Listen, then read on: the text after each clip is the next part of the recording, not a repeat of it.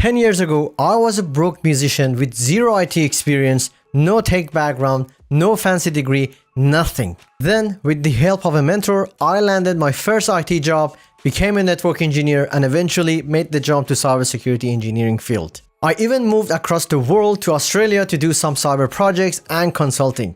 And later down the line, I started my own consulting business.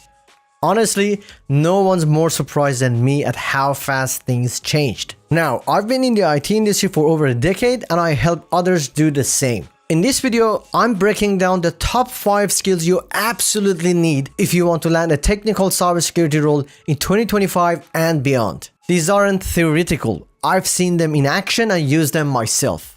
So let's get into it. Alright, first up, networking. If you're targeting a technical cybersecurity role, whether that's security engineering, penetration testing, or a SOC analyst position, you must have a solid understanding of how networks actually work. Let me be clear here. You do not need to become a full-time network engineer who configures routers and switches every day. But you do need to understand the fundamentals. What is an IP address and what's the difference between public and private IPs? How does NAT work? Network Address Translation. What is ARP? Address Resolution Protocol. How do computers communicate in a local area network? What is a MAC address and why does it matter? What happens when you type a URL in your browser?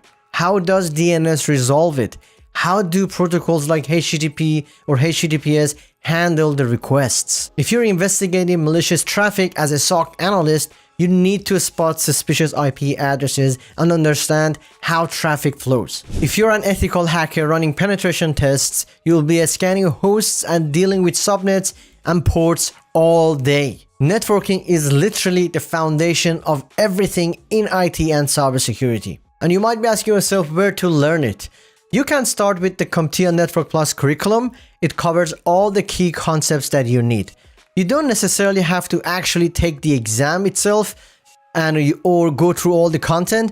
Just try to learn the most important topics there. Professor Messer on YouTube is an amazing free resource. He breaks down topics clearly without overwhelming you. Or you can check out paid courses on udemy.com, which often come with labs and practice tests. Skill number 2, Linux and operating systems. Most of us use Windows or Mac OS daily, so if you can handle Linux confidently, you'll stand out.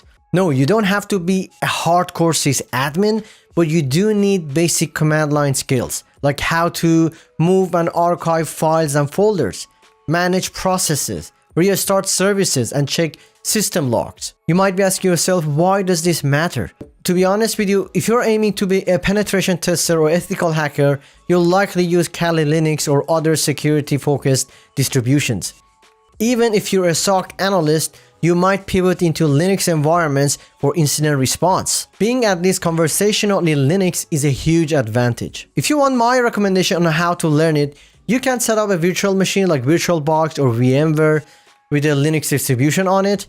It could be Ubuntu, Kali, or CentOS. I want you to actually skip the GUI if you're feeling brave, alright? Command line interaction forces you to learn the fundamental command lines quickly. Make sure to practice basic file management, permissions, network troubleshooting commands like ifconfig, IP address, and make sure to learn how to view the logs on the operating system, all these things. This hands-on experience will make everything else you do in cybersecurity feel easier. By the way, if you find this helpful, please hit the like and subscribe button. That helps more people find these resources and lets me keep making content to guide your cybersecurity journey. Thanks for the support. Skill number 3, cloud computing. The reality is that most organizations out there, up to 90 or 95%, use the cloud in some capacity, whether it's AWS, Azure, or Google Cloud. As a cybersecurity professional, you will eventually have to secure cloud services or investigate alerts coming from them. You might be asking yourself, what should you learn first?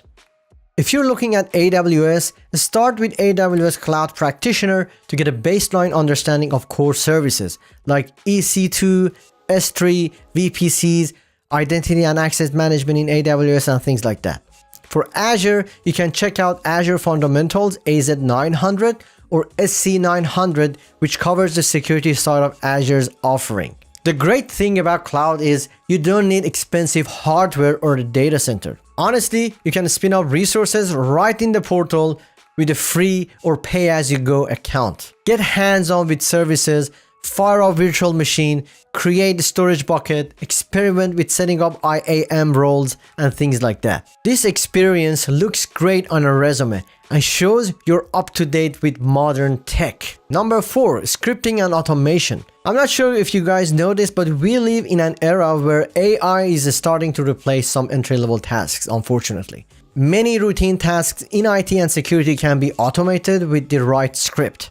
That's why you don't want to rely solely on manual, repetitive work. Start with Python. It's one of the easiest languages to learn. Tons of cybersecurity tools and frameworks, let's say for scanning, log parsing, automated reporting and things like that, use Python under the hood. And you might be saying, hey, I'm not a developer and I don't plan to become one. Don't worry. You're just learning to write basic scripts to automate the boring stuff, like repeatedly fetching logs or scanning multiple hosts at once and things like that. You're not becoming a software engineer. You're not developing anything. You're just trying to automate the boring task. That's it. In addition to this, if you're feeling ambitious, you can also look at Terraform or Ansible, which are popular for automating infrastructure in the cloud. Understanding how to deploy and secure resources via code is super valuable in modern SecOps. Trust me, having even a beginner's grasp of Python and scripting sets you apart. Hiring managers love seeing that you can solve problems efficiently without waiting for a dedicated developer. Finally, the most overlooked skill, soft skills. I'm talking about your ability to communicate clearly, both verbally and in writing, build rapport with teammates and stakeholders, present complex technical details to non-technical audiences, all of that. I can promise you that you can have the most impressive technical resume in the world, but if you cannot connect with people, if you cannot communicate, you'll lose opportunities. On a personal note, as you guys know, English isn't my first language. I had to work on it, study effective communication, and practice public speaking. One book that helped me was How to Win Friends and Influence People by Dale Carnegie. Another great book is Influence. Don't underestimate how crucial these skills are for interviews, client calls, and presentations. I've seen people with fewer hard skills land better roles just because they interviewed well and made genuine connections. So do not skip this.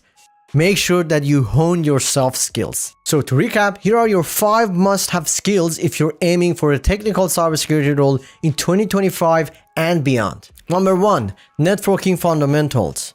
Number 2, Linux and operating systems. At least make sure that you have a basic understanding on the command line. Third one, cloud computing. Learn AWS, Azure, or Google Cloud. Number 4, scripting and automation. Make sure that you learn the basics of Python, maybe add Terraform or Ansible for cloud automation. And finally, soft skills.